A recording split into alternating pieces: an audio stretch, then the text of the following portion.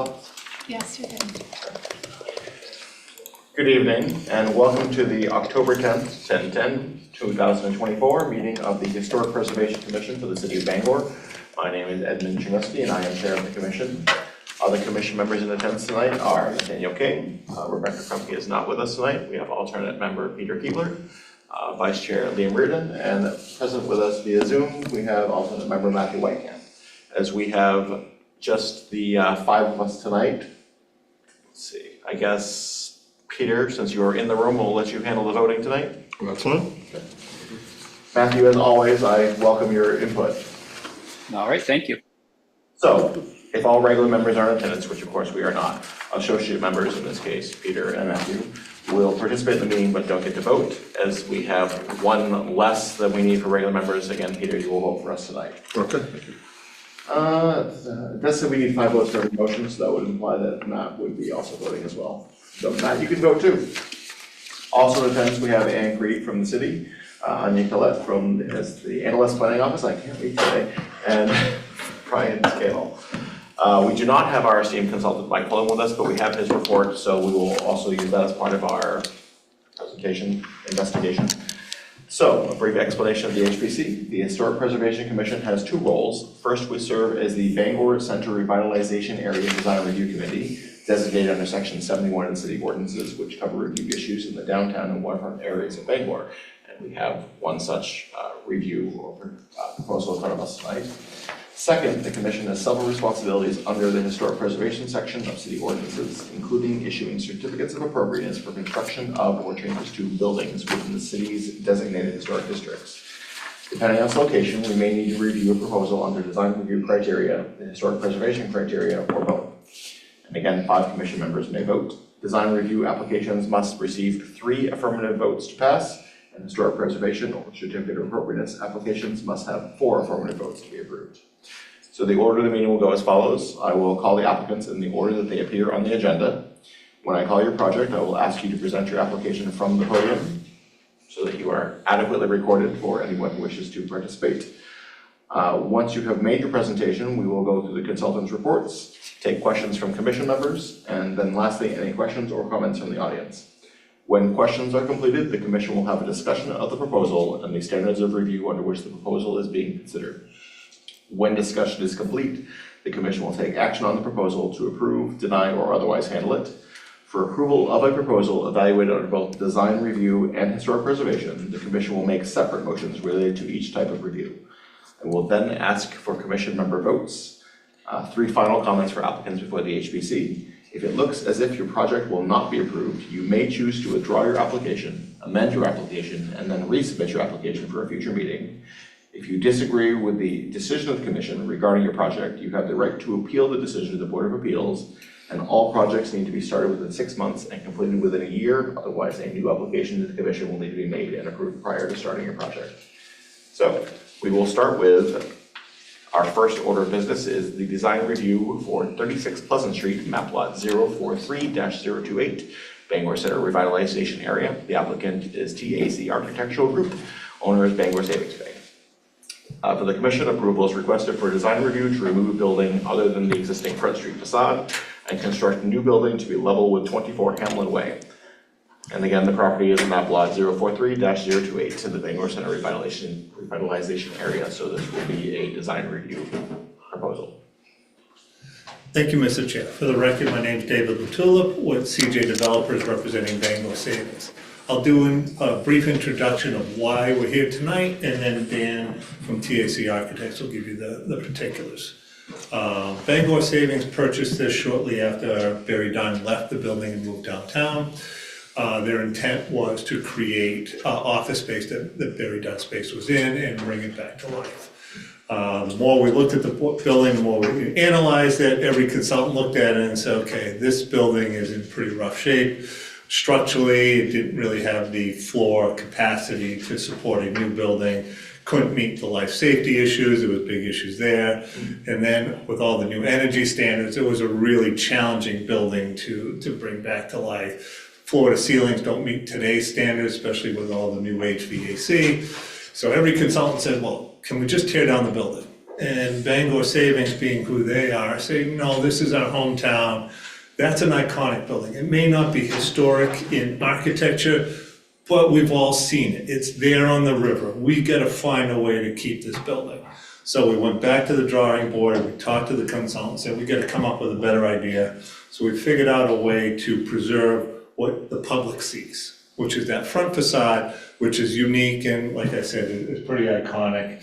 And then complement it by making it fit into the rest of their campus as well as the rest of the neighborhood. So we're very pleased at the end result of what a pretty long, arduous process, and we're very fortunate to have a steward who wants to continue to grow in the city of Bangor. So we're proud of this project and we're looking forward to starting in the spring once the winter comes by. So I'll turn it over to Dan to talk about his design.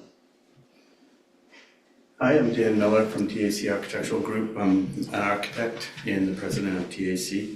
This project, as David mentioned, we're growing it by about 20,000 square feet. So 36 Pleasant Street will be 53,637 square feet when we're done. That will house a lot more people using that 20,000 for that growth.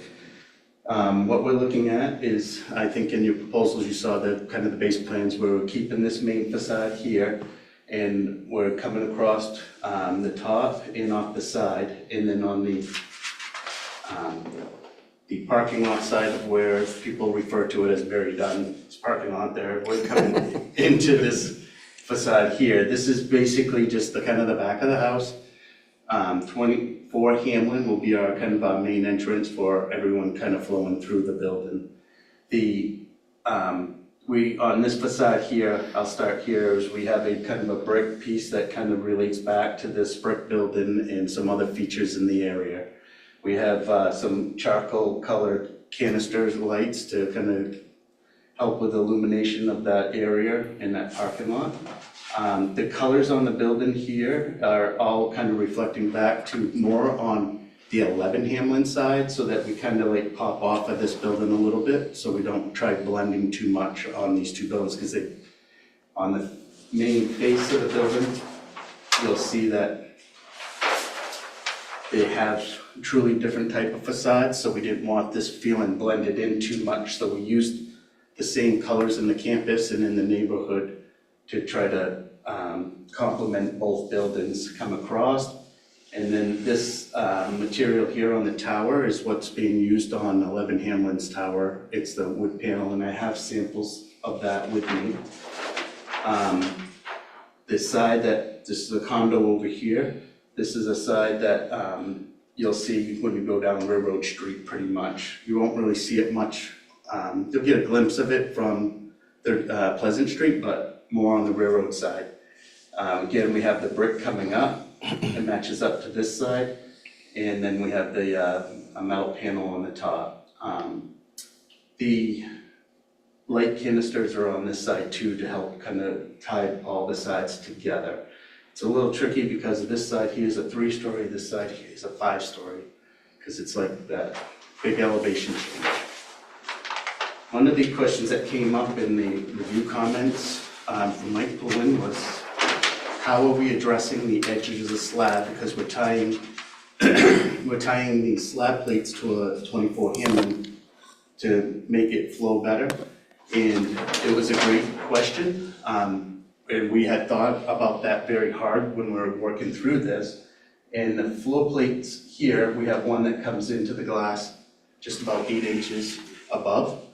All the other ones are set back that will touch any place where the glass is, so we don't have any floor plate that runs to the glass. That way we keep that glass opening is visible, and it allows as much daylight as we can to hit multiple floor plates. So these two levels here are the only two that would come in kind of like a couple feet into the window, and that's what we did, is pulled it back 5 feet. So could you just sort of go over that again, just because I don't quite follow what the plan is? Just could you indicate where the new construction will be and where the existing building and? Yeah.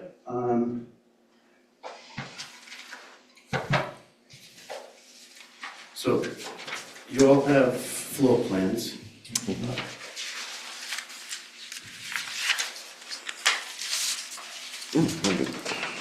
And on the floor plans, what we're keeping is this facade right across the front. This Gotcha. is the existing building at 36 Pleasant Street. Right, We're demoing from this side back and across the back here. yeah. And then our new building's actually coming out to here and coming across down to here. So It's we're, the tie-in in particular I'm trying to wrap my head around. so the floor plate, the current floor Right, yeah. plates, right now, the floor plates are actually all, it's a timber structure. And the timber has moved so much, there's like 8 inches of filler of shims, 8 inches of shims to get the building leveled out when Barry Dunn was in it. And now they still had moved a bit. So we looked at those floor plates, how can we reuse them? How do we transfer from a 24 to a 36? And it was very complicated.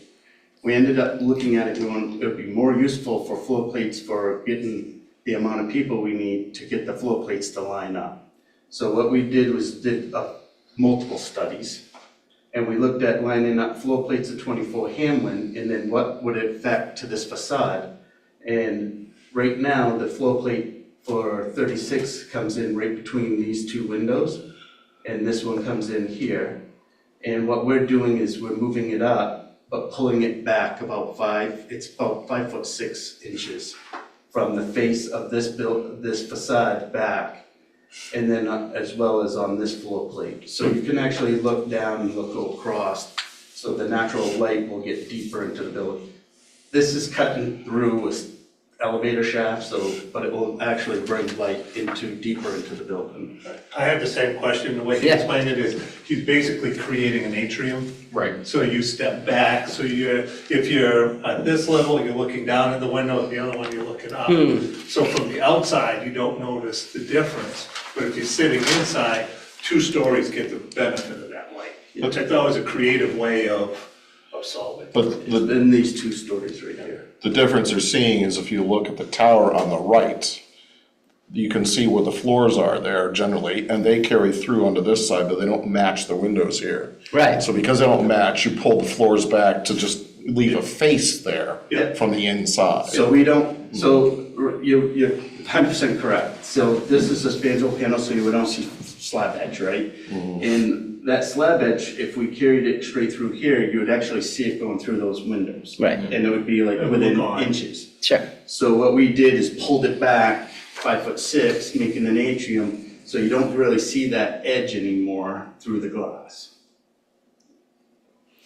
So the atrium space is on the right side as I face? No, it's in the middle. It's right in the, right through It's here. behind the facade that they're retaining. Because So the this- floor, yeah. Gotcha. If I cut the section, actually the section's cut right through here, so.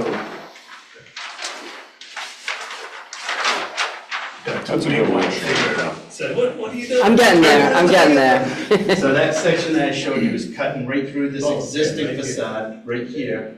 And then this is the, kind of the depth of the building, but you can see right here is the rail with the steel and the edge of the slab. So if someone's sitting at their desk, they're looking down this window, and this person's looking up into that window. Gotcha. And then it's glass in between those 2 floors. They can look straight out, they can look up.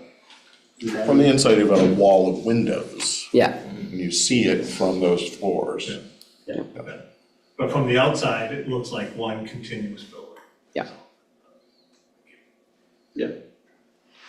We did do studies to move all the windows and wasn't feasible, and it changes the whole look of what this existing building was, so that went away really quick. and am I right that the existing building on the left is recessed a bit? That it's not a complete, Right here. All the way This- on the far, the No, actually, that facade and that facade actually flush. are flush, okay. Yeah, they are flush. And that's why you see this overlapping here and this one overlapping on that side. Because they are flush. And on this side, we pulled this back a few feet to have this existing facade give it a little pop. And stand proud. Thanks for that. Sorry to interrupt your No, it's presentation. all good. We are changing out all the windows because they're in bad shape. We are taking out the false panels that were all installed above on the top. So if you look at the existing.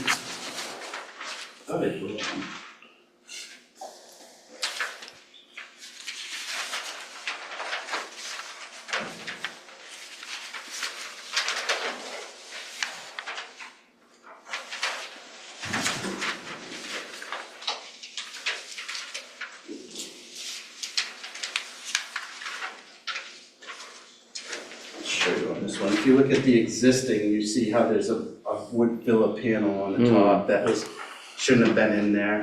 And we're bringing all those arches back to let the natural light come in better. So, a question on your layout drawing, on the new layout drawing, you mentioned this right side tower being recessed, and Right here. Mike's comment made the comment that there is a return and you actually see some of the brick facade. I guess it's maybe very subtle on this drawing here as to where that is. Because this looks like the facade line Right here. It steps back a few feet right there. That wall's 3 feet thick. Steps back 2 feet. Oh, okay, Comes so- across, so you but- see the corner of that building. But you don't see it from this side, because this comes back out. Railroad Street's way over here. So you will see it from Railroad Street. Okay, Yeah. but I'm just clarifying that the front of that tower to the right is flush with the front of that is This flush with the rest tower of it. here is flush to this tower. Right. This piece here is recessed back. So when you're anywhere on Railroad Street Okay. driving down, you'll actually see the edge of 36 Pleasant a couple Right. feet of it. And you don't see it in here because you're not sitting out from it. The other reason why we Straight didn't down. want to show too much of that is the brick returns only a couple feet, and then it goes to, if you go look at the building, Okay, Yeah. well, I can show you in this photo, it's kind of dark, but it's a very rough rubble wall where an existing building or something was up against it and is gone. It's not very pleasant looking facade. understand that. The materials, so the wood panel, this wood panels is identical to 11 Hamlin that is being used on the exterior, which is this wood grain panel. I don't know if you want to Sure. see them. Thanks. The tan color up here is this tan. The blue on the awnings is actually the Bangor Savings Bank blue. You got one. So it's the this is same, the okay. main field of the panels. No, it's, mhm. And so this is the screening on the top where you don't see very much of it from the street side, but We it's got the it. screening here. And up here. See the blue and the. And this is the window frames. If you want to see any of those. Sure. Fun to check out the material. What is the brick, the new brick, is it brick or it's some kind of, No, this is all new brick, it's in your packet. The sample was pretty heavy and it's fine. they delayed my shipping for some reason. So I didn't get it in on time, It's a but standard brick, right? it's actually the brick that's used on the other building. It is, we use this brick a lot on DSB projects. It's the Old Port blend, so it's got like a nice little fiery kind of look to it that will fit well to this. What does building. that look like in comparison with the remaining facade face? There's actually not much brick in that existing facade. I don't know if you saw, that's mostly Okay. stone. Oh, okay. That's all stone. Gotcha, The only brick is around these windows. okay. Where this is more just of the deep red pieces, and we're gonna have a little of the fiery piece that will be a little different, because we don't really wanna blend it. Okay. Where we're gonna have that brick is more of what this modern piece is, that brick will kind of tie in a little better there.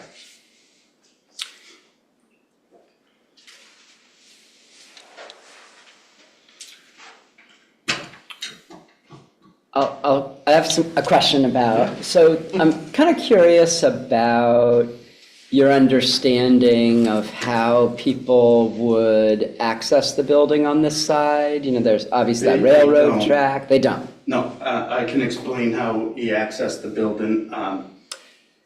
It'll probably be easier. So on the actual second level, we have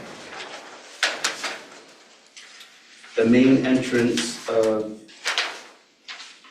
so this is, I don't know if you guys can see, but this is 24 Hamlin, this is 36 Pleasant Street. On this entry point is the main entrance where the reception sits. And people will come in through here, then they'll come through here. This is more support staff. Any visitors and guests will come through this main entrance. Just to orient myself, so Hamlin's on the left, Front's at the bottom, and Pleasant is behind? Railroad is down here.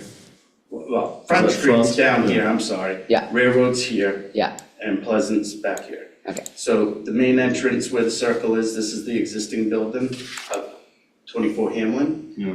And they'll enter through here. There's an employee entrance that is on, so there's an employee entrance down here for 24 Hamlin, which you can see right there. And on 36, this is an employee back entrance for them. The main Railroad Street, we have an egress stair that comes out that goes to a walkway. This is not a main entrance, we don't want people walking there. We have a little patio out here that VSB employees use as a little picnic area, but Yeah, the intent People on the won't be Railroad walking through Street, here. we wanted to have that pedestrian look and feel, but well, this is a private building. But, and on the adjacent building, we have a bike storage area. So people, employees for their break, they love walking along the river. So each building will have their own employee entrance and exit that goes along the whole walkway so that you can access the railroad from there. and But for it also safety gives you reasons, that we don't want pedestrian public. feel as you're walking down Railroad Street. And we don't want the public trying to cross the tracks. So the existing building has a little patio picnic area. Will the new building have Exactly. similar? It's gonna be an It's extension of- extended a little Yeah. bit to here, but this is a walkway down to this one. So this patio just gets extended a little bit. We have a question from Matthew. Can you guys hear me? Yes, sir? Right, I'm looking at your exterior elevation drawing AE201, and I have some questions on that. For those first floor windows, you're listing an aluminum curtain wall. Are you planning on removing those windows on the ground floor? We're removing the windows on the ground floor, we're keeping the cast iron, that existing metal that is historic in nature. The rest of that is all infill, so then we're gonna infill it with a new window that, behind that cast iron. So it will be glass behind the cast iron, not an aluminum The wall? columns are actually only like 8 inches. Those are the white columns coming down. We're infilling in between that. But there are windows between the cast iron, Yes. because it does say all aluminum windows. curtain wall on this drawing. You're right, it does. That was a typo on our end. Okay, I wanted clarification on that, and that leads me into another question. You're putting a new door into the left of that ground floor set of windows. Do you have a sample of that door or a picture of it? You know what, those are notes, that is not, that's a note being left over by accident from a previous study we did, that where he's pointing to is right here. And At on one the side as time- well.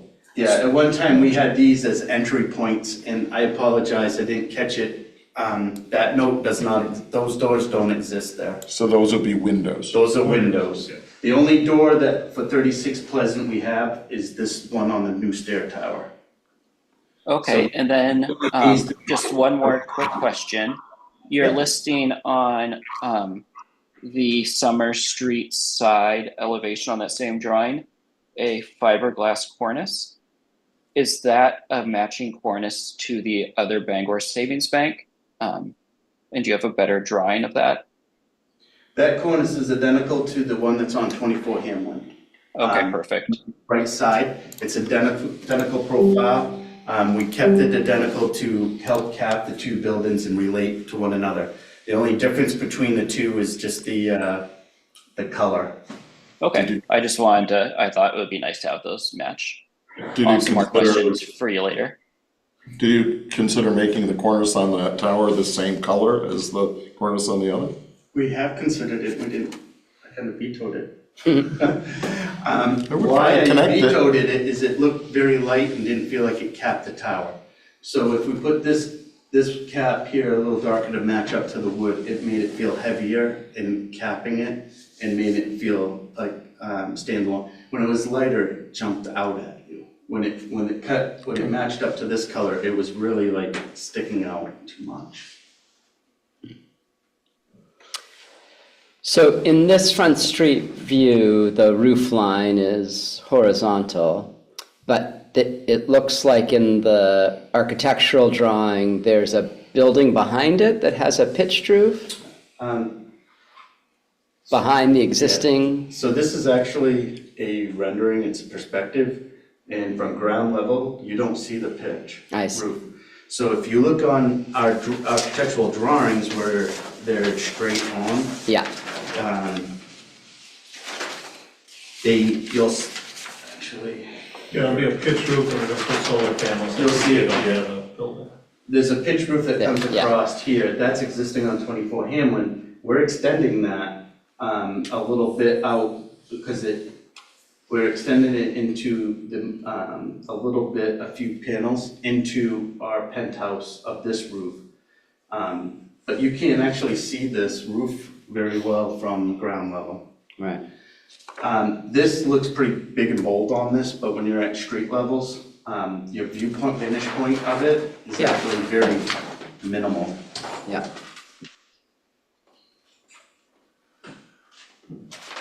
So, like, you can barely see it through here. You see it a little more on that angle, but on this angle, it kind of fades out down to.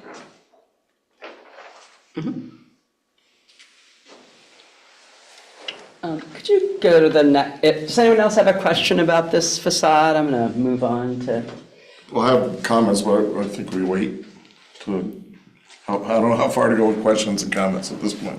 I was letting him finish presenting and Let's then- do it. Let's do it. That's perfect. Continue firing, I didn't know if he had more to present. That's Okay. perfect. Just, while there wasn't an extensive amount of Mike's comments here, just to reiterate for everyone to keep in mind, he noted that it was important to note that the renovations preserve the brick and stone front facade and the brick return on the northern wall of the building at 36 Front Street by recess in the new addition, which we've discussed.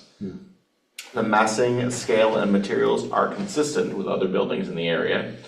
The profiled cornices are featured on key portions of the addition, while simplified roof edges are proposed on the penthouses. And since the new floor levels are different than the ones existing on 36 Pleasant Street, how will this be resolved visually at the windows, which he also addressed. So I think we covered Mike's, unless anybody was just to address more of that. And And if you have nothing else officially to present, fire away. Well, a comment about the look of it, and particularly the tower. And the tower's taller than any other aspect of this. And I guess the question I'd have about this is, it being taller and being stylistically very different than the rest of these two buildings put together. Did you consider, because window shape doesn't match, it kind of pulls away from the stylistic aspects of the other two buildings because of its presence. But stylistically, it really doesn't match. It matches up to 11 Hamlin on some of the features there. I And the appreciate that, but towers- that's a different building. Yeah, it's all on the same campus and the same block. So it relates into, these are all Bangor Savings Bank buildings creating a campus. In the viewpoints, they wanted it to relate to one another. The tower on that facade may have looked bigger than the others, but it's high to catch the penthouse. We only put it like a few It's only like a few feet higher than the penthouse roof. And we have to get up there to get into the penthouse. And that's what caused the tower to come up a little higher. And we also used it as a kind of a bookmark frame to this whole part of the building, framing it off.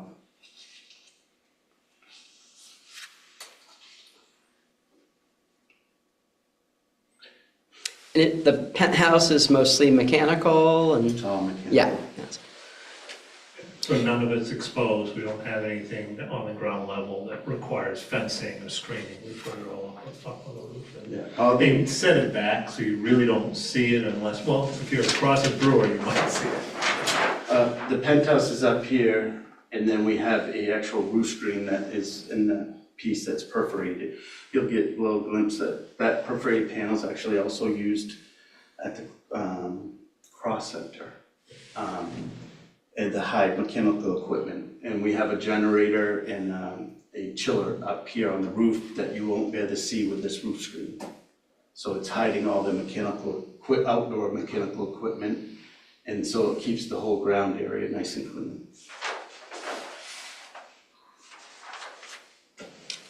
Yeah, I would just say from my point of view, the Front Street facade is very successful. And I like how you've mixed and matched and pulled different things together. So I do just want to repeat the point that Matt brought to life, that will all be windows on the ground floor and not a run of aluminum, so. No, these are all Yeah. windows. That was there's a couple notes there that are wrong.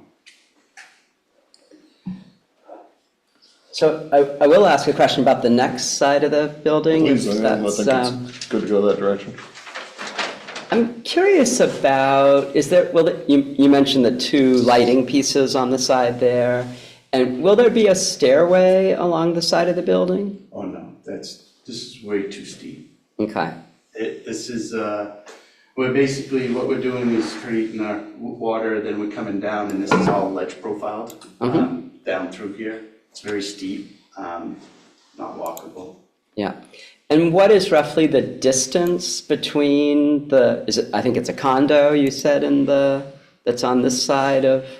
I didn't bring the I civil think drawings. it's like 60 to 80 feet, and we've been in contact with the condo owners, so they know what's happening, and it's on the.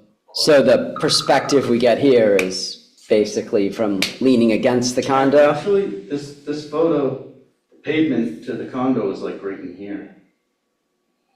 This is actually a real photo here. This is Photoshop, but this is the edge of So you'll see the building, if you're coming up Pleasant Street, you'll see a good portion of this building, the way the condo's a little narrower, and it's, yeah. So I want to just make note of one of the things that I noticed in the waterfront design, building design regulations is a sort of emphasis on trying to avoid large masses and distinguishing the street level in particular. And I think you do that very well on the Front Street side. And I think with the brick, it pulls off on this side view as well. But I do kind of wonder about this side. The brick comes up, so that level of brick, Right. that level of brick right here is the same band coming across this Yeah. piece here.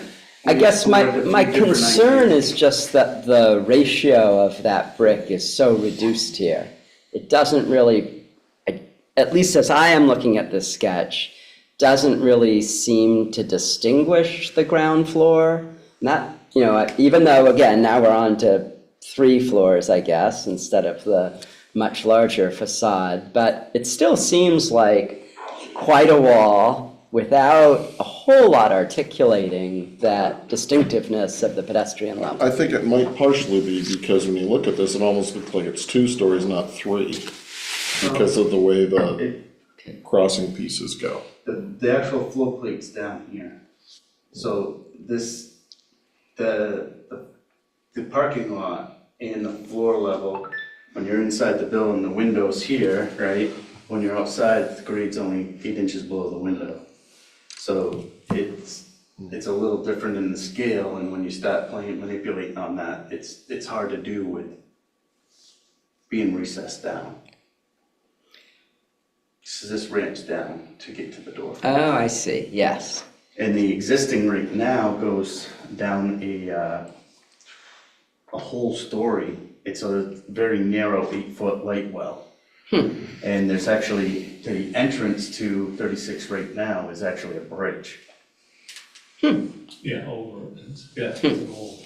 So the height of the building on this uphill side is not quite so dramatic, so that It's would, like 2.5 stories. yeah.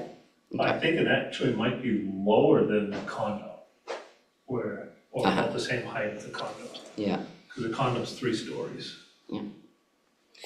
And we may just talk a little bit about your thoughts of how you're integrating here from that, is it brick and stonework on the existing? So on 24 Hamlin, on the main part of the building, it's really built up of multiple buildings here. So on 24 Hamlin, on this front side of where this edge steps back on this side, is all brick.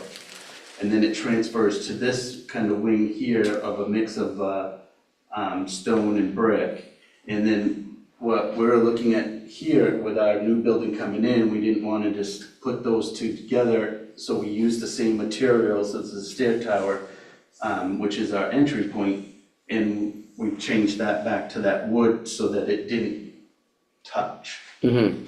So that's the same material you shared with us, yeah. Yeah.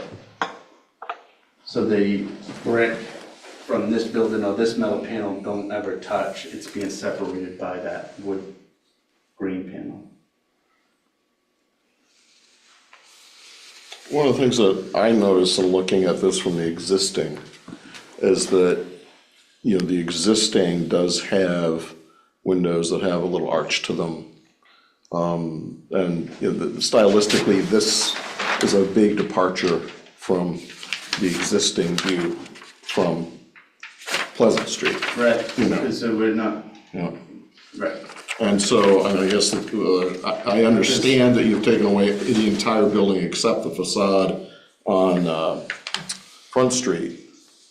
But was there some consideration of trying to maintain any of the stylistic elements that? No, On this because side? we would have got criticized for trying to mimic the historic part of it. And we were trying to, if you're gonna preserve part of that piece of a historic, be true to what it is. And then a new building coming into it, you'd be a little different than that so that it complements the old historic part of it, is why we did that.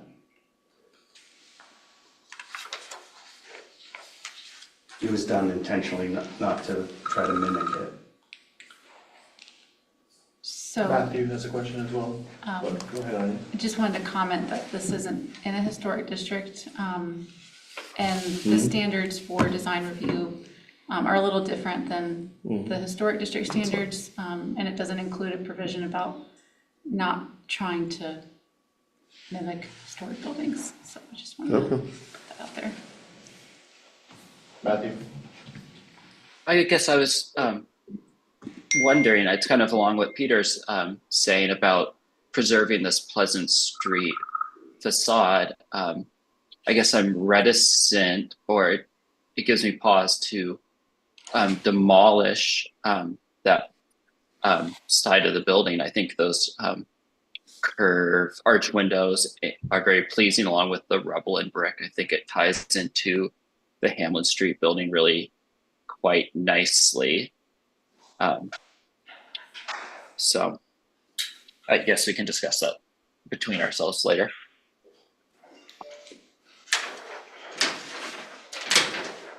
Any other questions for the applicant at this time? Then we will officially open the public hearing. If there's anyone who would like to address us from the public. I think the other people online are the next. I expect so, but Yeah. maybe they have something to say. You never Yeah.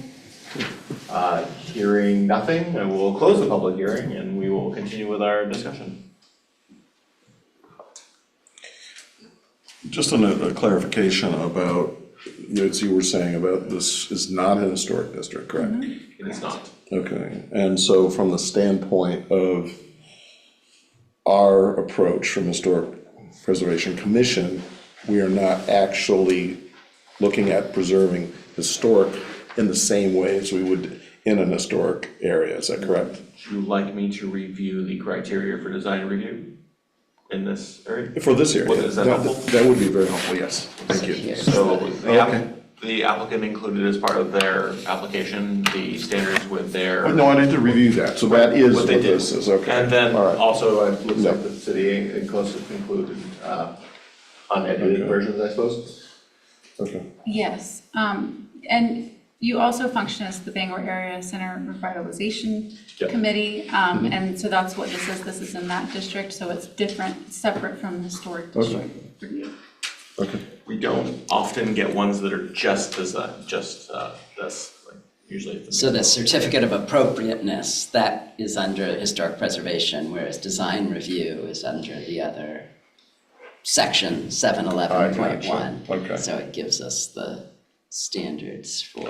Well, and I did review that and the Yeah. responses to it, absolutely. So I'm just, thank you for helping to clarify in terms of what our job is here essentially in terms of reviewing this. And from that standpoint, it would have been very much in the purview of Bangor Savings Bank to tear the whole thing down and build something totally new. Well, I don't want to make Still that subject to judgment call, review, but Subject to review, but I mean, yes, technically you could demo a historic building, but it would have to come to you for review. So I mean, it's all within your purview to oh, okay. make that judgment call.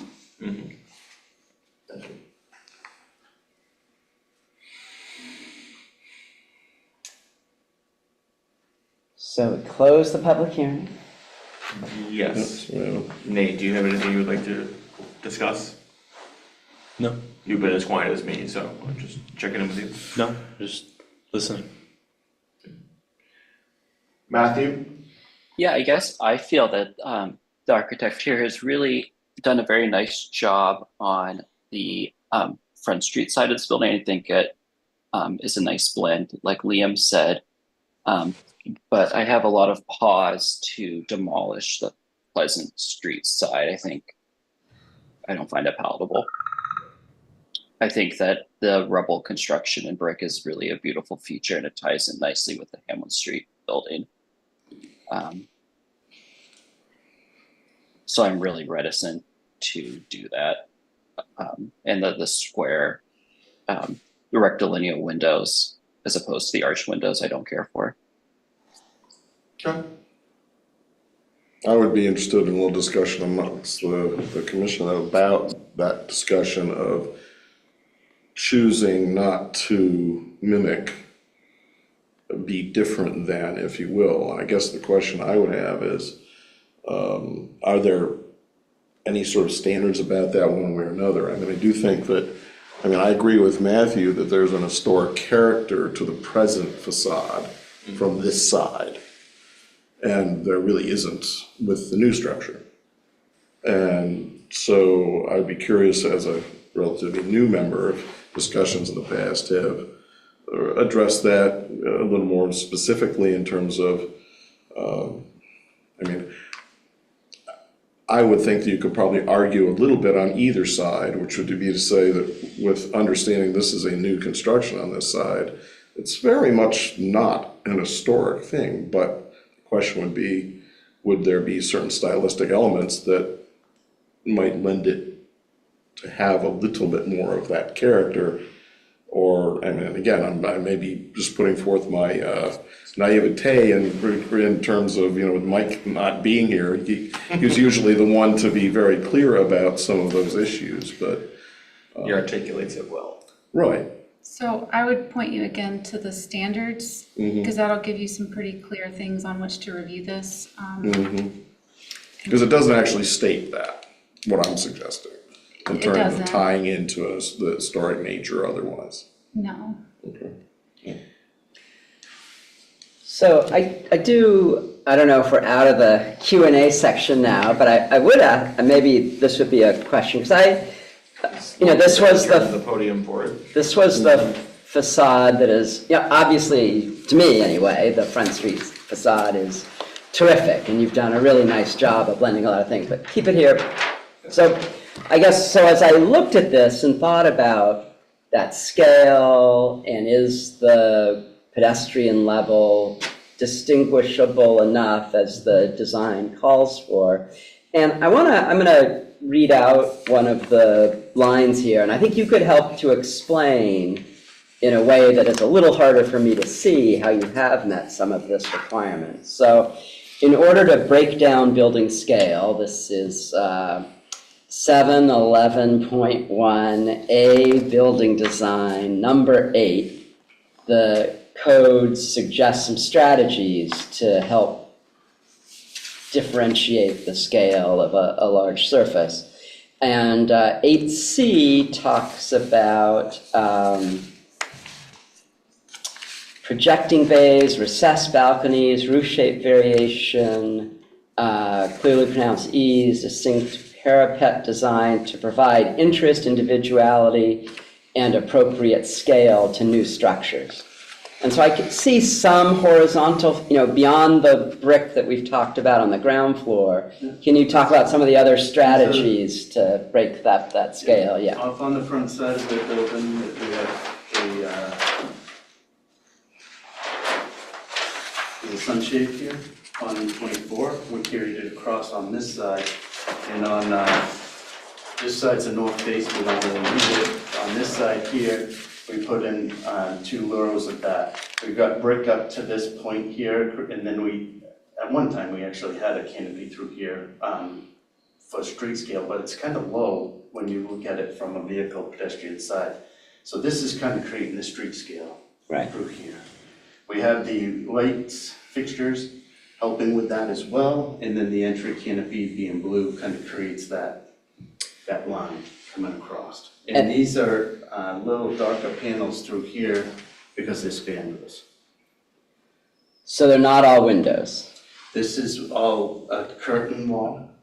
This is transparent glass. This is right here spandrel panels. So they'll have the same color, you just can't see inside the building. And that's where the end of the floors come out, Yes. yeah. And then if you were to walk right up to the end of the parking lot, there's actually a, No. There is today, but there won't be in the future. okay. Yeah.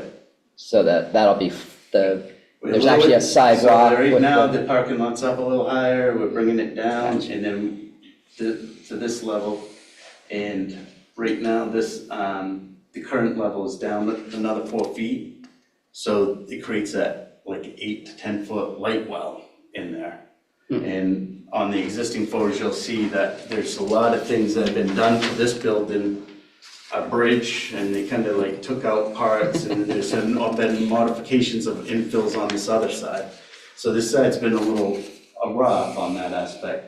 But that facade is not one that we can bring back and save. It's actually located like right here in this building. We're bringing this building significantly larger. So there's no way to save an But existing the facade. other thing though is you still have that whole look.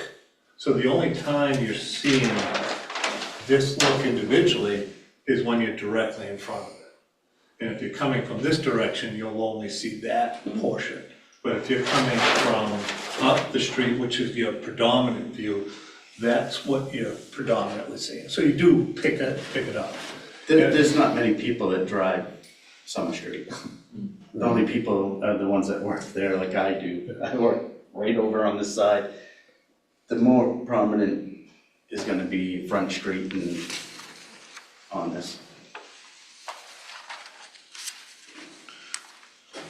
So one of the comments that Mike Pullen had, I don't think we really addressed one way or another, this last one saying that since the new floor levels are different than the ones existing at 36 Pleasant Street, how will this be resolved visually at the windows? So if you go back to Front Street. That's the That's what I talked about with the floor slabs. Yeah, but I understood this to be different No, than what Mike he's. Pullen his question was, he was questioning if these slabs went up to the windows and then we would see them, and we won't. they're pulled back. So you believe his comment is from the inside, not from the Now, outside? his comment is from being outside and having these floor plates go right up to the windows where you see them. All right. And then where you won't see them, they'll be back.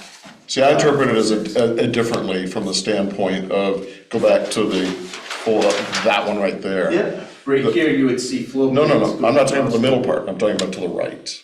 Because over here, to me, what you're seeing is that, I understand, but I guess my point is that the facade here, it's a difficult issue. But clearly you're seeing the floor levels on the right side, which don't match with the windows visually coming in here. I understand what was done on the inside to address that issue, but I'm talking about the difference between the new tower and the older structure facade. The reason of this being curtain wall is to have it fade back a little bit. This is the prominent facade that's gonna be focusing your eye, cause all that. Many buildings in cities, one tower won't line up floor plate wise to another. That's not uncommon to see. Okay. His comment was really about seeing floor edge through these windows, which is a legit question. I fully respect him asking that. We already had that solved. And I was pleased that was the only comment that he really had, so.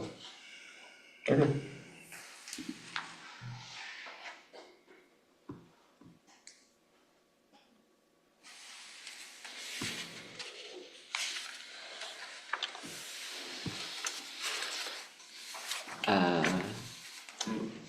Ed, are you ready to entertain a motion? I am always ready to entertain a motion. I will state I see what you and Matthew are talking about as far as the arching of the window is concerned. I don't know that they could have done much different that would also have tied in successfully with the other building. Would you mind flipping the page for me while you're Vanna Whiting over there? I don't mind at all, but. One more. Yeah, but I just want to point out. But yes. When we did this, there's no arching because we're trying to promote. It is, did that. well, I see the effort made to tie all the buildings together, and you have some very disparate looks there. Yeah. I think one of the factors with this side, and I agree with where I think most people are going with it, this is the, not problematic, but that's the word I'm gonna choose to use right now. The problematic side is this is the most distinctly visual change, as you are going from a lower appearing, very dark building to a taller and lighter building. And while we are tied in some things structurally, it is a more visual change. I see the attempt to tie things together and I'm okay with it myself. I think it does still work, but it is the more visually jarring one, especially when you're looking at the lower, darker, more red to a very light color.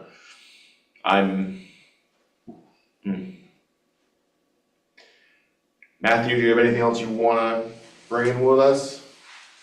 I think I've said my piece on that. Okay. You know, I mean, I would agree with you in the standpoint of, frankly, I would think it would look better if that brick color was the entire area, but then what are we doing with the standard of identifying the lower floor?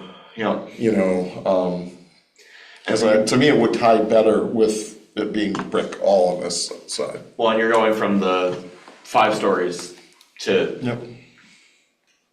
It looked odd, we drew it, and we went 2 stories, we went 3, and it just didn't, It was felt kind of competing. heavy, like there was it didn't feel right. It was competing with this. Yeah. there are 2 sides of this building that I very much like. And then there's this side, which I don't like as much. That's my best way to put it. Like, I very much like the Front Street view and then the side view. I like the way that is structured. Not that my liking is the deciding factor here. This one I'm just less thrilled about. I think it does pull together, but that's, again, just my thoughts on it. I don't mind it. As a reminder for everyone voting, which is everyone today, you can only vote on what is in front of you. if you wish to propose alterations or adjustments, like we've done that before in the terms of a presentation when they were amenable as far as a motion is concerned, but that gets sticky. And if anyone has a motion, I would entertain that. I'm prepared to make a motion that we approve the design review for 36 Pleasant Street. I do want to make a note that we discussed something slightly different of the windows on the ground floor of the front street facade, that those are not aluminum clad or whatever the language was in the plan we Aluminum saw. curtain wall. Curtain wall, thank you.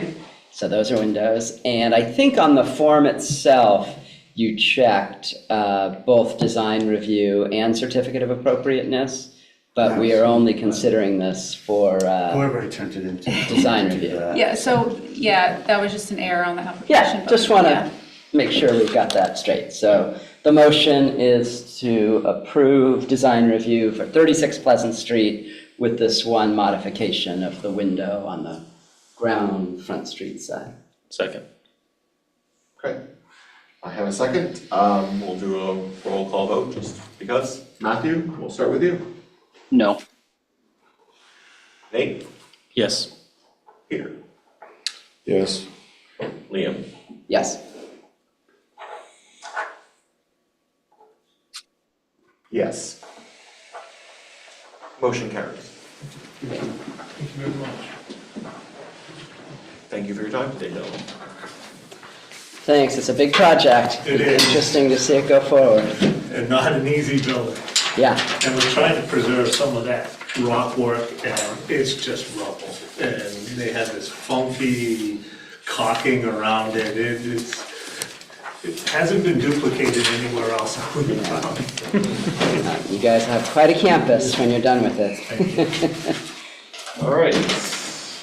And these are samples. Here, Oh, yeah. Don't forget your samples. Thank you. Thanks, Ken.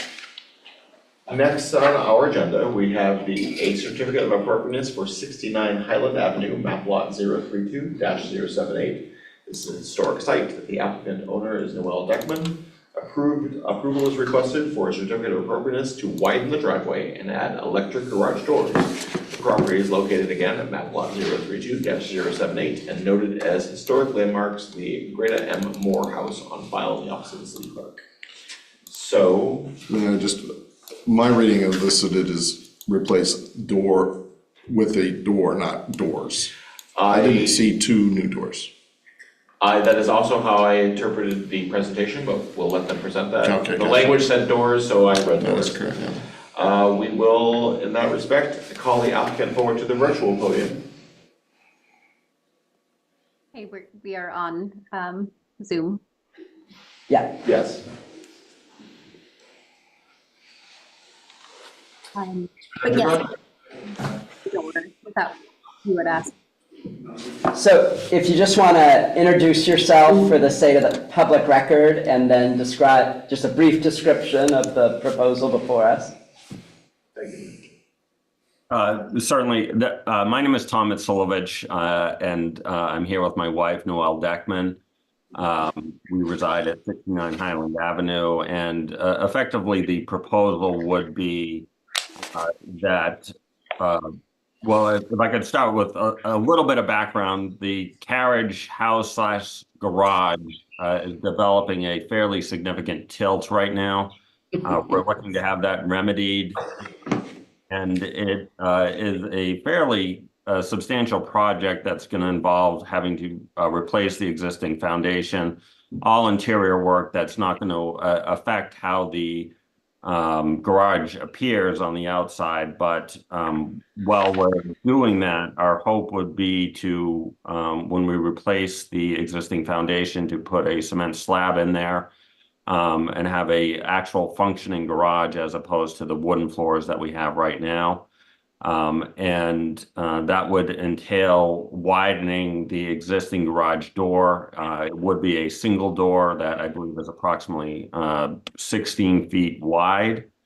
And it would be, whereas the existing door is, I believe, painted the lavender color right now, the new proposed door would be white. But I believe it is very consistent with the existing appearance of the exterior of the garage. The driveway would also be widened to be, again, consistent with the larger door.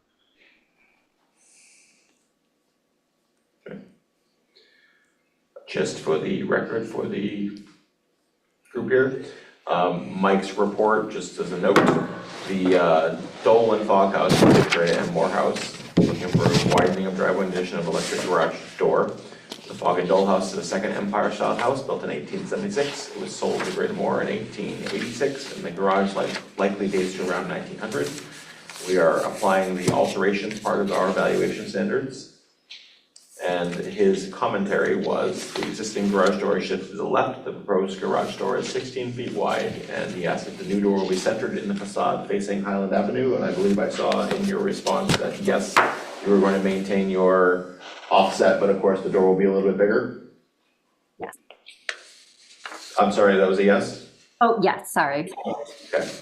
I thought I heard a response, but it got digitally outed, so. Will the next door, Mike's comment, be trimmed out like the trim currently existing? And I believe I saw in your return to his commentary that yes, you were going to be matching the existing trim. Yes, as well. Okay. And then he also had, the sketch shows the driveway being widened over to the right front corner of the garage, and how that widening impact the existing black picket fence. And your response indicated that the fence would be removed for construction but replaced afterwards. Yes. That was Mike's commentary. Do you have anything else you would like to speak about in support of your project before we fire questions? No, thank you. Okay. Commission, do you have any questions? What is the width of the current door? I believe that the existing door, off the top of my head from the person who came out to consult on that, I believe it was approximately 12 feet right now. And so I'm understanding that we're basically extending the edge of that door to the right by 4 feet. Correct. That is my understanding. So that's somewhat different than the sketch we're seeing on the Zoom screen right now, where the door is in the center of the building. Right, yes, they did somehow draw that in the center, but it would be extending exactly where it is from the left and just 4 feet to the right. And the window above is gonna stay as it is? Yes. Yes.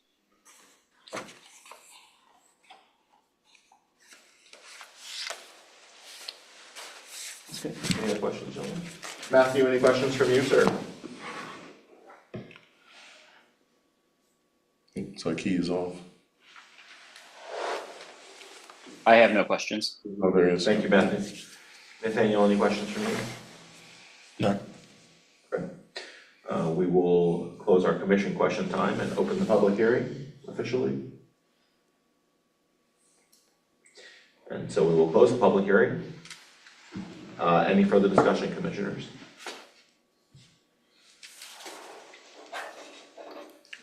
Then I would entertain a motion. As an does my status allow me to do a motion? Yes, I believe you Do can. it. Yeah, you were voting this anyway, so yes. Okay. Excellent. Five Just wanna be members sure. must vote, so you were okay. Just wanted to make sure. I would, I move that, we approve this and provide the certificate of, what is it? Appropriateness, for this project. I'll second. Okay. We will do a roll call vote again on issuing certificate of appropriateness for this project. Nate, we'll start with you. Yes. Peter? Yes. Liam? Yes. Matthew? Yes. And I will also vote yes. Motion passes unanimously. Thanks for your patience. It's hard being second on the agenda sometimes. This is. Thank you all so much. We appreciate your help. Thank you. So next on the agenda, we have our other business, including a presentation on pre-approved building plans, which I assume is coming from Ann Creed. Thank you very much. Ann Krieg, Director of Community Economic Development. Can you move Devin over as a thank you. As a panelist, yep. And while he's coming in as a panelist, I just want to give the commission some background on why this is on your agenda. As we've been looking at a staff level, trying to remove barriers for people to create housing units in Bangor, that's been our driving force for the last few years of trying to remove those barriers. One of the ones that that this project is to create a set of pre-approved plans so that if somebody wants to put in an accessory dwelling unit or multifamily, that, you know, this is an option for them to be able to use so that they don't have that expense of hiring a design professional, and they can just modify it for their site, and that the building itself would meet all of the codes. And what we put into the contract was that we would bring a draft set of plans to a few different groups. It's going, tomorrow we're taking this to the Livable Communities Committee to, you know, look at the sort of the age-friendly lens on it, and also to bring it to you as a Historic Preservation Commission, because as you know, you do a lot of work with design professionals, and you have a really good understanding of, you know, the fabric of our historic neighborhoods. And one of the things that we tried to work with the architect is, you know, they spent a day here and many days here looking at our different neighborhoods to try to, you know, create sort of that vernacular to insert infill. Because a lot of these buildings will be infill. They'll be, you know, a garage apartment or something like that, so that we're not just getting sort of a box, you know, being put into some of our historic neighborhoods. That this is an option that has some good design elements that try to keep to that scale. So Devin is here from Turgeon Dillon Architects. I never say that very well, down in Scarborough, and I'm going to let him take it away. Hey, Devin. Hi, Ann. Thank you very much. Yeah. As Ann said, we've developed 6 prototypes that I'd like to share with you. I'm going to share my screen.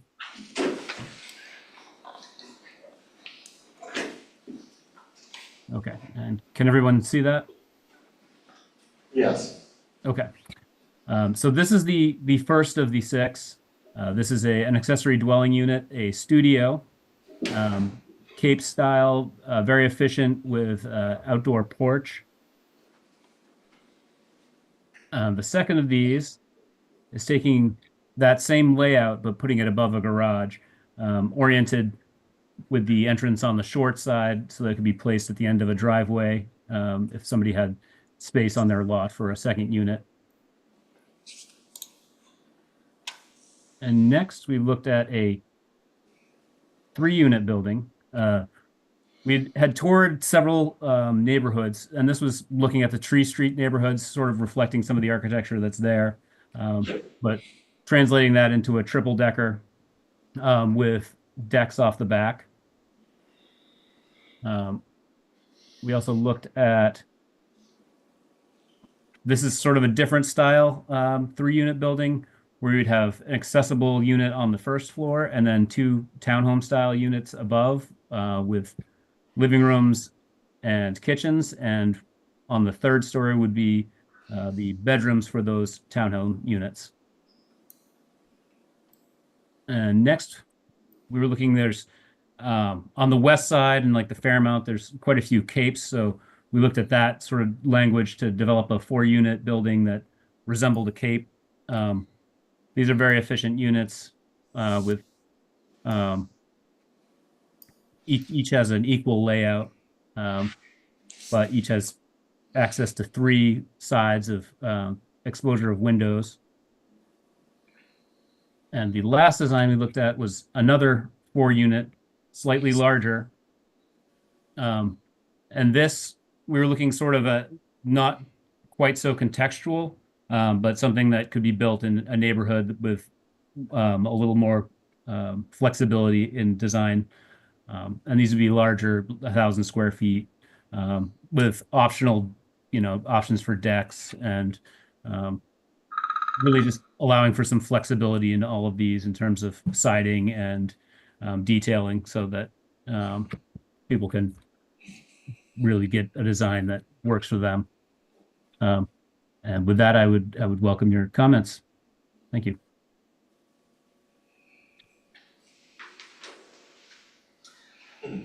I wonder, could you just repeat the sort of basic range of options and the scale that you've just presented, just to sort of help me process it? Absolutely. So we're looking at, we have six different prototypes. Two of them would be studio units. One of those studio units would be above a garage. Two of those units would be 3-unit buildings, and two of those buildings would be 4-unit buildings. Thanks. Gearing for being able to fit into different neighborhoods and areas, assuming you are, well, and you put it as infill.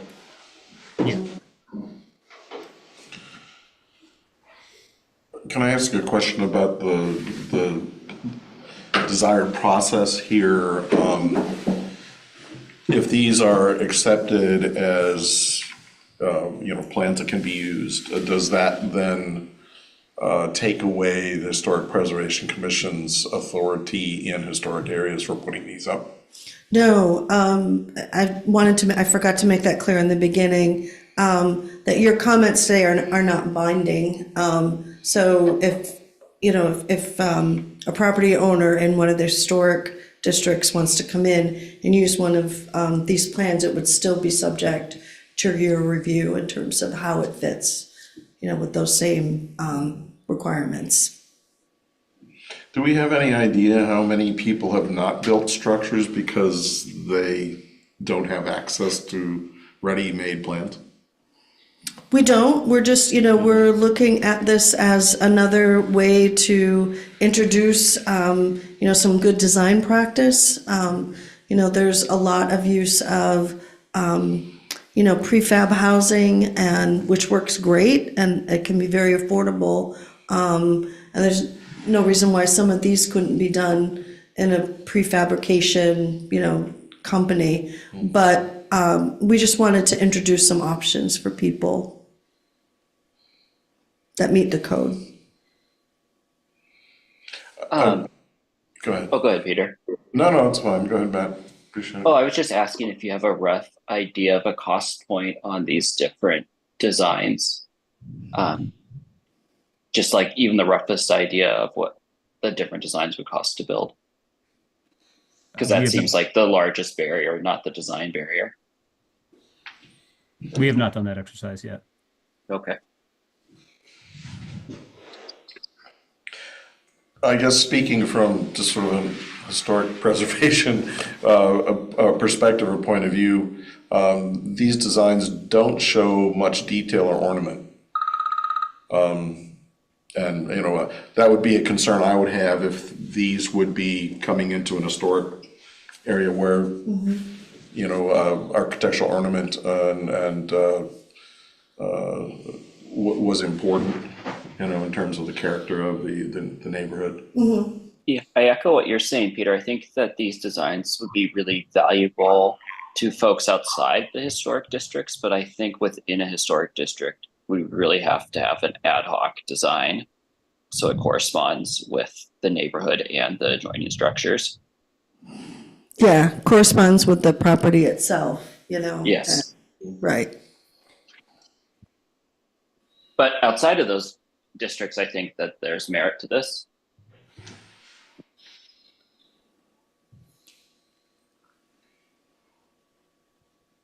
Any other comments? Or anything else that we should be thinking about? I don't know that you'd be able to come up with a one size fits all, so to speak, template for the historic districts of the different natures. but those would come before the commission in any case. As a kind of a preloaded template for outside the historic districts, it might be useful as far as maintaining kind of the neighborhood consistency. I was entertained by the 3-unit Tree Street because that is exactly what the Tree Streets look like. I'm like, oh yeah, 3 units, look everywhere. So like, yep, spot on, you nailed the Tree Streets, that is what they are. There were, you're right, there's not a lot of ornamentation, but I also wasn't expecting it. I look at these as like, here's a now you can do. Like knowing that you know that you have a template that meets code and is appropriate for your neighborhood. Oh, and I think it's wonderful from a base perspective. I guess, you know, I would challenge to reach a little further towards a little more interesting architectural ornament, if it could be done affordably. I mean, I think the danger of this sort of direction is you end up with, you know, kind of a middle ground, blandness, to be sort of direct. I say you end up with a new Bangor box. Yeah, modern day Bangor box, you know. And I guess what I would say is that I think the underlying idea is a good one. Though I'm not sure how much, I'm not sure how much utilization it'll have in terms of people utilizing it, but if it would make it easier, that's great. Yeah. And I love the idea of having a basic design that from a standpoint of the mechanicals and the efficiency is all there. I'm just wondering if you can't take another half step further and add a little more architectural interest to them. Okay. So a little flair that might appeal to people to use them more. Yeah. I don't know if you would be interested in having any of us give specific responses to these specific designs. Absolutely. I couldn't find this on the Bangor homepage. If you go to city plans on the city's homepage, it's on the homepage, it's on the left side. There's a band of different things that you can Okay, it's click under on. city plans? And one's called city plans. Okay. And then when you go to that, it has everything, it has the comp plan, it has everything. But if you go further down to pre-approved architectural plans, that's where it is. Okay, I'll have to look at that. I tried to search for it under architectural plans and I got our agenda for tonight. Pre-approved architectural plan project. Yep. It's under pre-approved architectural. Okay, I couldn't find it through the menus. Search for trail. Yeah, no, we would love to get comments, yeah. Is that something we could look at and come back to you with next week or next month with feedback? Sure. Okay, perfect. Yeah, I'm sitting here out of town looking at this on my phone, and it's really hard to see detail. They're better on a bigger screen. Yeah. So if I had just the time, it's a bigger screen, I think I could offer constructive feedback. Okay, great. And is the point of this to have some degree of affordability? Yeah, I mean, it's somewhat of a modern approach, but also to try to, make it affordable, but also trying to fit in the scale into the different neighborhoods, so. So I think we've ran into that in the past where with a new construction, trying to tie in some of those historic elements of the neighborhood, you started to see price creep, started to climb, and it, eventually is getting to a number where it's kind of difficult for an entry or new professionals sort of to come in and purchase a property, but I feel like affordability and historic districts don't typically go together, but I like the idea. I think this is a great start. I think it's a good starting point to try to address some of those housing issues. And you mentioned that there was a review and the gentleman that brought this up, they went to different areas. I mean, was there an idea to match the designs to particular geographic areas based on what's there now? Yeah, Okay. just to kind of look at the scale of the different neighborhoods right now and, what could kind of fit into those. So a prospective builder might be essentially, primed to say, well, this is a design that we came up with that seems to fit this area. Correct. Which neighborhoods did you survey for this? You said the Tree Streets, Fairmont. Yeah, we kind of drove all around Bangor. Little City. Looked at a lot of the Little City neighborhoods. Yep. Yeah. You probably did this, but Mike Pullen did give us a presentation 6 months ago of ADUs in historic districts, and there's some federal guidelines, and he had, maybe a 8-slide PowerPoint showing, the thing that I remember was kind of consistent roof lines from whatever the house was to the ADU. Yeah. But Mike obviously is an excellent resource if you haven't tapped into that. Excellent, thank you. Okay. Well, I appreciate your time on this and your, Yep, thank you, Ann. yeah. you. Thank you, Thanks Devin. for coming in. Thank you very much. So the next item on the agenda is our meeting minutes, but before I entertain a motion about that, as this relates to our meeting minutes, Liam, how was the table? So it was great. My students who are doing the Kenduskeag Extreme Heritage Trail had 3 public events in 1 week in a 8-person class. So 2 of them came to the October kickoff and tabled and did a really terrific job. And then 7 of the 8 made it to Lewiston for the all-day Maine Archives and Museums Conference, where they presented on a panel. And then on Saturday, 4 of them split the morning afternoon shifts to table at the Downtown Bangor Sidewalk Arts Festival.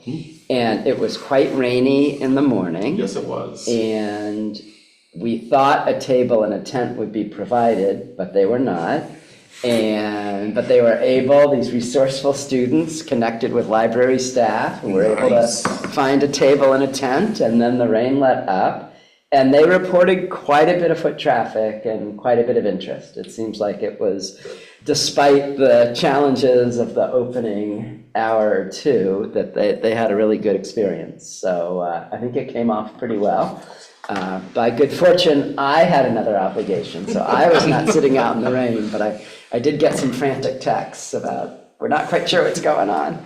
But it was good. I think they're committed to it. And I remind everyone that class will do final project presentations at Bangor Public Library on Wednesday, December 11th, sort of 4:30 to 6, sort of is our time frame, down in the community room on the ground floor. So. And I forget what you said, Liam, about, this is developing a sort of a thought of a plan to do. What about finances for this? I mean, if this is something, and who would it go through to get this done? Does it go through the city council? Well, so there's an existing stream trail. So Yes, there's well, those yeah. 9 signs on concrete platforms.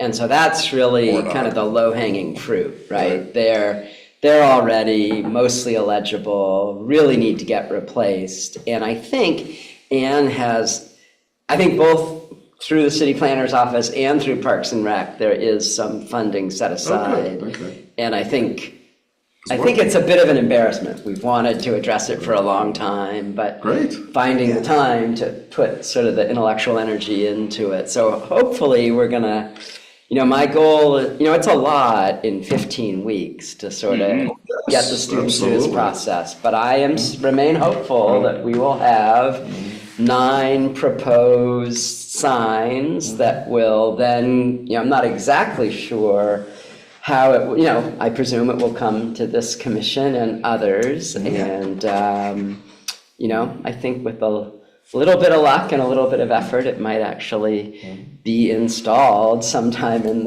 even as early as the spring or the summer. But it'll take a little hustle to get there, but I think we will. Well, it's really heartening that, Liam, that you and your students are taking on this project to help revitalize the Kenduskeag Extreme Trail.